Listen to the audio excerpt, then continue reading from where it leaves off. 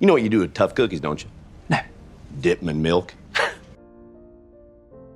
On screen, something fierce has been breaking through the cracks of today's dark, pessimistic world, and its name is Relentless Optimism. Humans are not fixed at one level of morality. They can always get better. Recent movies and shows are centering hopeful, uplifting messages, underlining the importance of human values, kindness, and staying positive. You took the sourest lemon that life has to offer and turned it into something resembling lemonade. You know you're watching a relentlessly optimistic story if it overcomes adversity, not by shying away from the tough stuff, but by facing difficulties head-on. A bunch of things must have gone wrong if you're listening to this. Whatever happened, I know you must be real scared. Not to be confused with more passive escapism, Relentless Optimism is a more active, sometimes challenging viewing experience. It emulates a level of positivity that may read, at first, as naive or impractical in our modern world. For me, success is not about the wins and losses. It's about helping these young fellas be the best versions of themselves on and off the field. It's often an underdog story. Have you ever played in a tournament before? No. But it might not deliver the obvious Hollywood happy ending we expect. Instead, it's likely to emphasize a more practical, usable lesson about how we can find the positives even when the external facts appear bleak. Above all, it gives us hope and underlines resilience. You're strong, Miss Thompson. Reminding us that all the tools we need for happiness are already within us. It's a hell of a lot easier to accept who you are in all your damaged glory than to try and be someone you're not. It sure is a hell of a lot more fun, too. Here's our take on why tough times require relentless optimism, on screen and off, to show us how to process despair and break down our pessimistic walls. You coaching football, mate, you are a legend for doing something so stupid. I've heard that tune before, but here I am still dancing.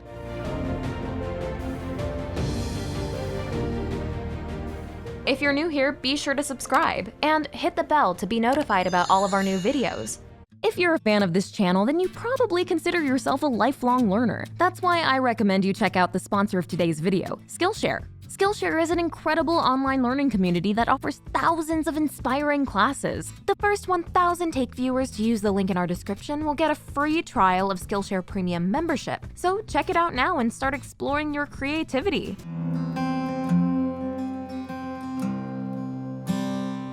Feel-good movies seem to show up when we need them most. Though it may feel like it, 2020 was not actually the worst year ever. In numerous dark periods of the past, film has reflected collective grief, trauma, or anxieties. The French invented a name for these pictures, film noir.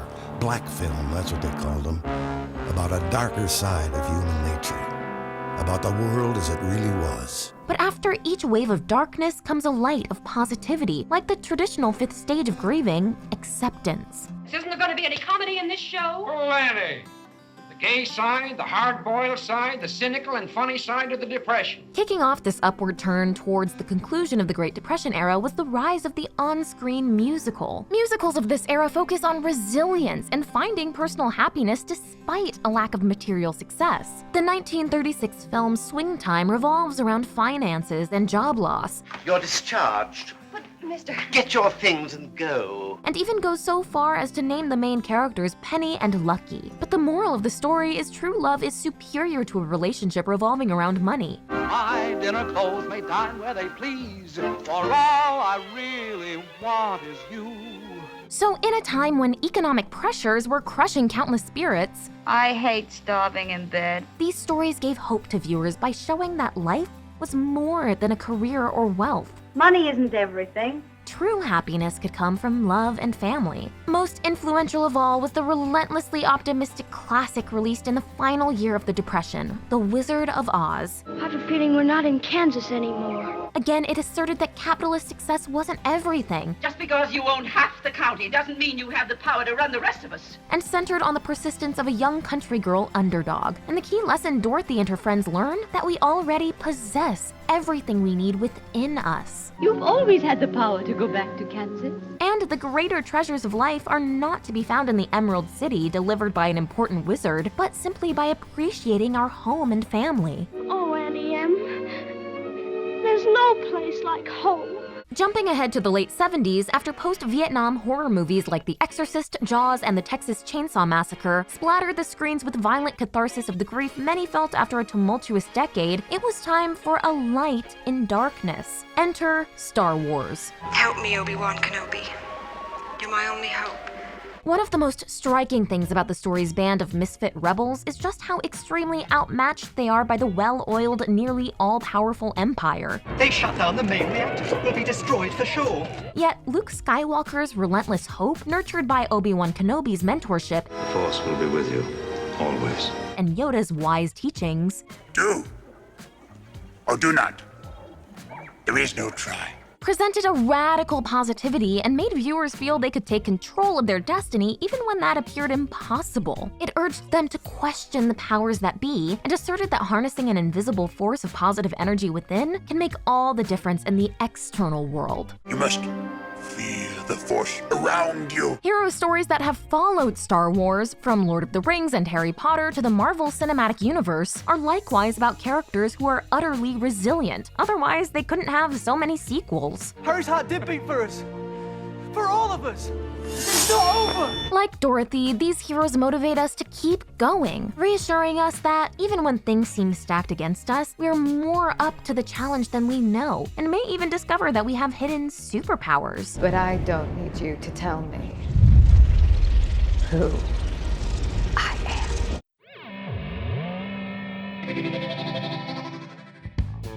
The power of relentlessly optimistic narratives isn't just to make us briefly feel better, but potentially to influence our behavior. We fought, scratched, and clawed to make people's lives a tiny bit better. Hope-filled heroes can inspire us to imitate them emotionally and behaviorally as we navigate parallel issues. Change is a good thing. Being brave. Doing whatever you have to so that everyone in your life can move forward there. To understand why and how optimism on screen works, we need to take a deeper dive into some key scientific aspects of watching movies. Studies have found that people might be able to identify emotional problems more easily in characters on screen than in themselves. And just as we unconsciously mimic the body language of people we like while talking to them, we do the same for silver screen characters who we aspire to be. When watching stories on screen, we identify with the hero. We feel the emotional ups and downs of their journey. I never stop believing. Dad. Yes!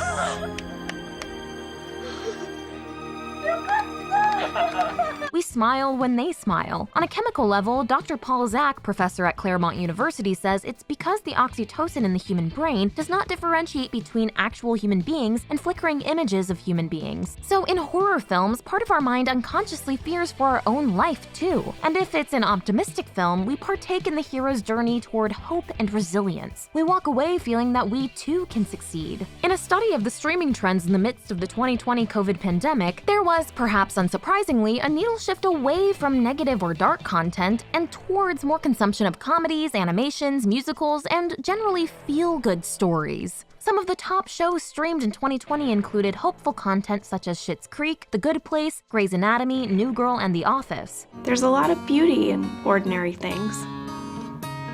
Isn't that kind of the point? When it came to new shows, while the passive, if fascinating, escapism of Tiger King dominated the start of the pandemic, this gave way to the desire for more positive, active stories which countered collective global turmoil through characters who wouldn't be kept down. I would say that it's much easier to play chess without the burden of an Adam's apple. One of Apple TV Plus's biggest new hits was the ridiculously feel-good Ted Lasso. Do you believe in ghosts, Ted?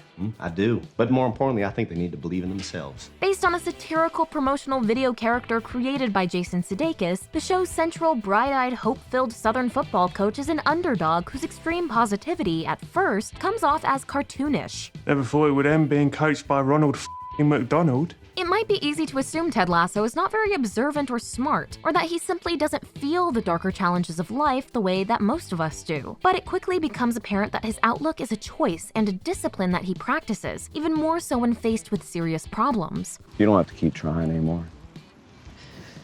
It's okay. I'm gonna be okay. and the show's positivity draws us in, just as Ted's positivity radiates into the other characters' lives, empowering them to untangle the habits that lead them to get in their own way. His coaching style is subtle. It never hits you over the head, slowly growing until you can no longer ignore its presence. Jason Sudeikis says his character's inspiration was equal parts Mr. Miyagi in there. There's part, Robin Williams from Dead Poets Society. According to Bill Lawrence, co-creator of Ted Lasso, Jason really wanted to do a show that was hopeful and optimistic, and most sports movies have that. It's the underdog. We were trying to capture that optimism and hopefulness that comes with those iconic figures from your life, whether it's a coach, a teacher, or a parent. I'm not entirely sure what y'all's smallest unit of measurement is over here, but that's about how much headway I made. And yet you seem undeterred. Yet, crucially, Ted Lasso's first season doesn't end with the big external victory that we might hope for, as resounding proof that his optimistic coaching style wins out. There is something worse out there than being sad, and that is being alone and being sad. Ain't nobody in this room alone.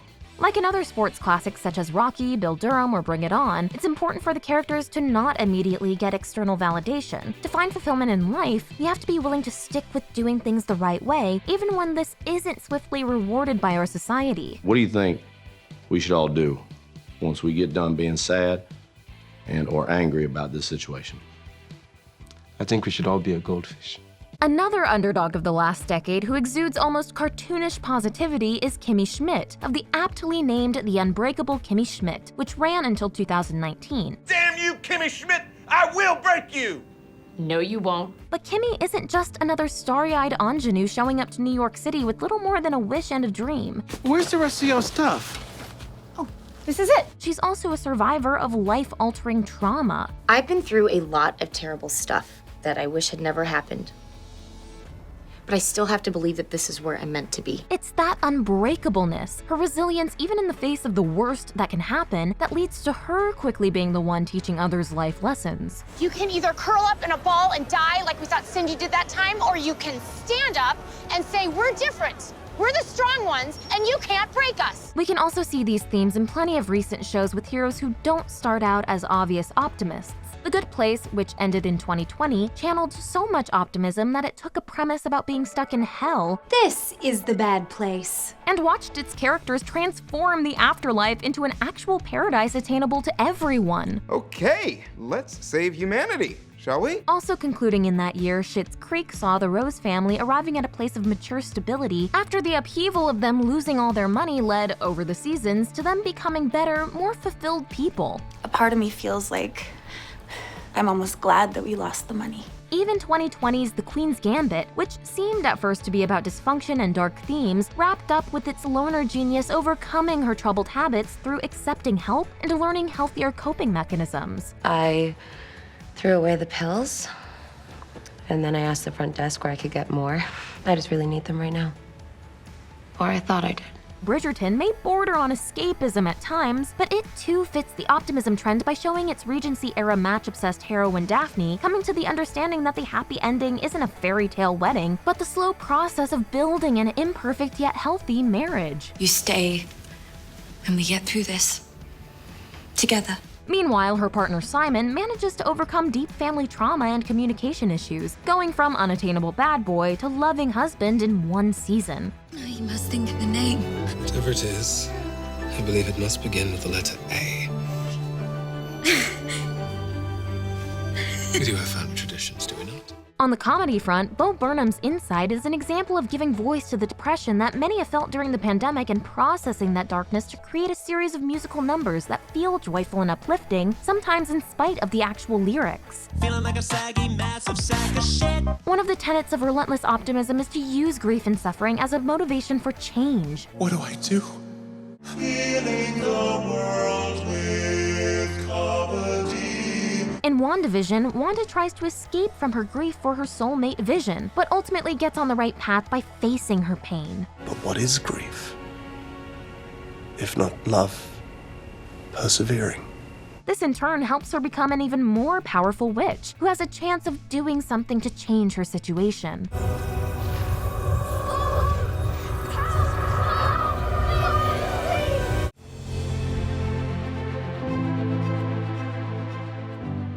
Alongside our positive pals and upbeat sitcoms, there's another strand of hopeful heroes who have to confront far more bleak, straight-up dystopian worlds. Remember your scripture. Blessed are the meek. Hope punk, a term coined on Tumblr by writer Alexandra Rowland in 2017, describes grittier, dark-feeling narratives where hope is seemingly lost, yet the hero keeps fighting anyway. Vox's Asia Romano describes hope punk as a mood and a spirit, and a narrative message of keep fighting no matter what, that arose from a political mood of resistance. Quote, "The idea of choosing hope becomes both an existential act that affirms your humanity and a form of resistance against cynical worldviews that dismiss your hope as a powerful force for change." If you don't have hope, what's the point of living?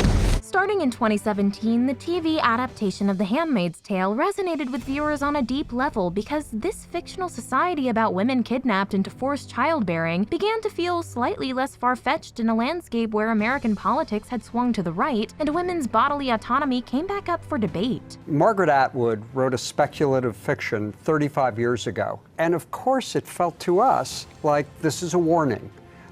It's a really important warning. We were seeing the rise of the alt-right, and now, a few years later, we're feeling it's arrived. Birth control pills, morning after pills, murdering babies, just so they could have their orgies, their Tinder. Romano also identifies The Lord of the Rings' Frodo and Sam and Game of Thrones' Jon Snow as hope punk heroes. The White Walkers don't care if a man's free folk or crow, we're all the same to them, meat for their army.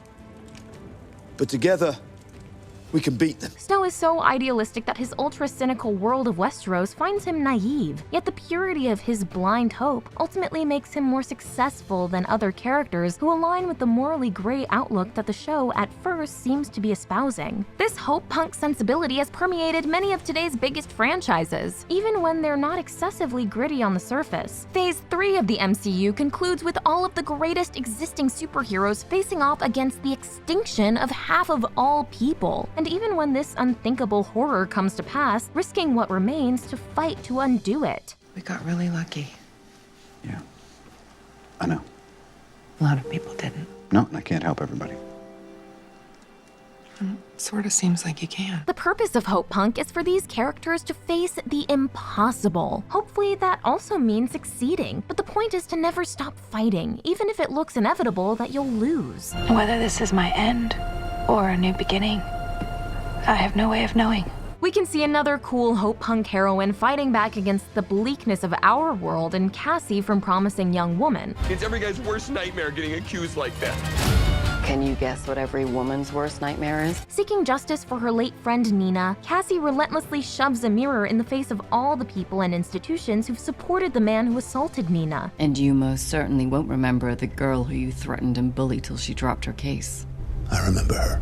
Cassie reminds us that confronting the wrongs of cultural status quos is a hopeful act of resistance, because not doing so would be to resign ourselves to a world that continues to systematically devalue women's lives. Hope punk is hope shrouded in darkness, showing you that optimism can exist even in the darkest of times and places, or when it seems like you've missed your window of opportunity for changing the outcome. I came here to talk to you about something that happened 7 years ago. Offred and Cassie even illustrate how hope can be weaponized in situations where the oppressor holds all the cards. In other words, relentless optimism doesn't have to come in the form of glitter and sunshine, though it can. Whether it's in a bleak dystopia or lighthearted comedy, the point is that relentless optimism reaches out an arm to pull the viewer up from their pit of despair, Take my hand! giving us the tools to confront what's really wrong. You are what you watch, and it's no surprise that series like Star Wars and Harry Potter have such a cult-like devoted following, complete with theme parks, when you consider how they allow us to immerse ourselves in hope and optimism.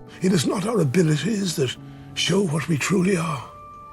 It is our choices. We are social creatures. We learn from our social groups and the environments we immerse ourselves in, including movies. And perhaps the greatest takeaway of relentless optimism is the spirit of radical empathy. These narratives remind us we have to have concern for others, and the only way to get through the worst is to be stronger together. If you just figure out some way to turn that me into us, sky's the limit for you. This is The Take on your favorite movies, shows, and culture. Thank you so much for watching and for supporting us. Please subscribe and never miss a take. Thanks so much to Skillshare for sponsoring today's video. I've been really inspired to try new things lately, so I was excited to check out Yvette Marquez's class on cooking incredible Mexican desserts. Yvette is a recipe developer, author, and the home chef behind the Muy Bueno blog. She infuses this class with such a sense of her heritage and creativity that I really felt like I was learning from a friend. I learned how to make a tres leches cake, empanadas, and a simple pastry dough, which I have always struggled with. Right now, Skillshare is offering our viewers a free trial of Skillshare Premium membership. But that's only if you're one of the first 1,000 people to click the link in the description below. So join today and jumpstart your creative journey for less than $10 a month with an annual subscription.